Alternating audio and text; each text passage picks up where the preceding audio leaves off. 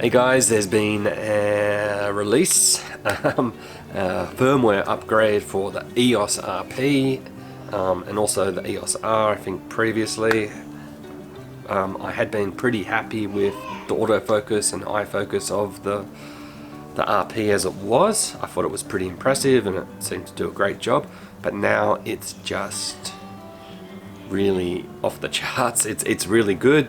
It's probably, I haven't used the Sony, I've used Sony A3 like in a shop testing it out, and it's sort of how that behaves. It's so good, like it's really good. Like I really see there's no sort of reason now, if you're just going on the focusing system, to go across to Sony. The focusing system's top notch, and they've really nailed it with this firmware upgrade, which is really impressive.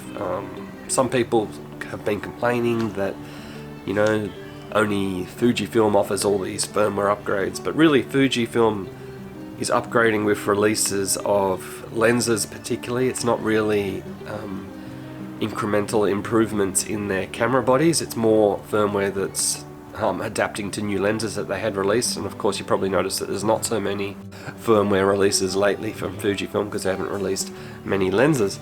So I do love my Fujifilm gear, but even they seem to be sort of dragging the ball. I mean, if they don't get on top of the autofocus with video in particular, they're going to be left behind. And I mean, obviously the Canon system now is really coming into the limelight.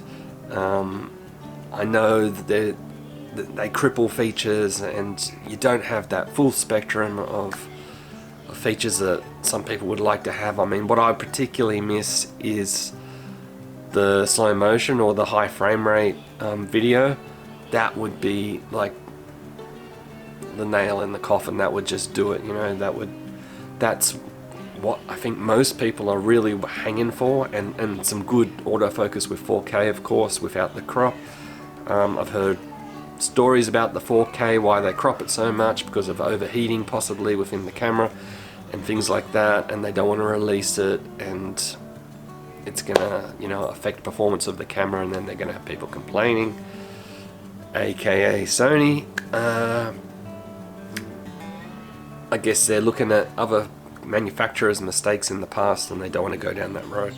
And Canon's quite reputable with their products and good quality, and of course they don't want to create some sort of stigma around their name.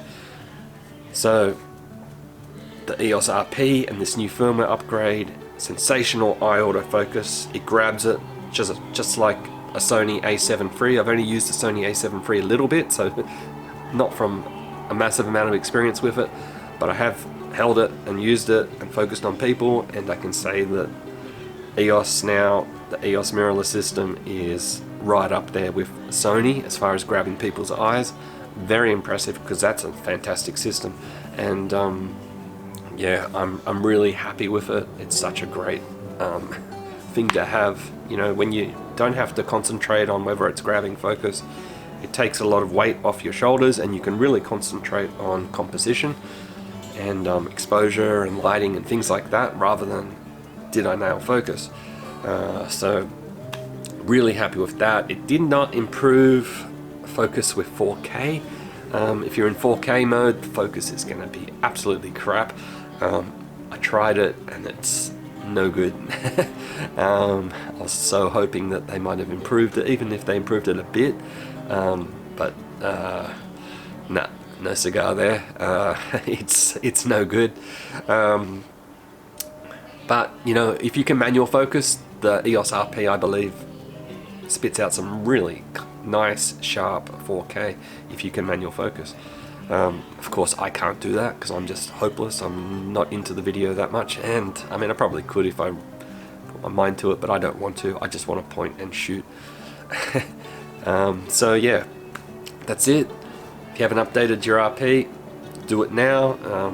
The EOS R, I believe's got a similar thing going, and yeah, you should update that if you got that one. I'm Crawford. Hope you enjoyed this. I'll catch you next time. Bye.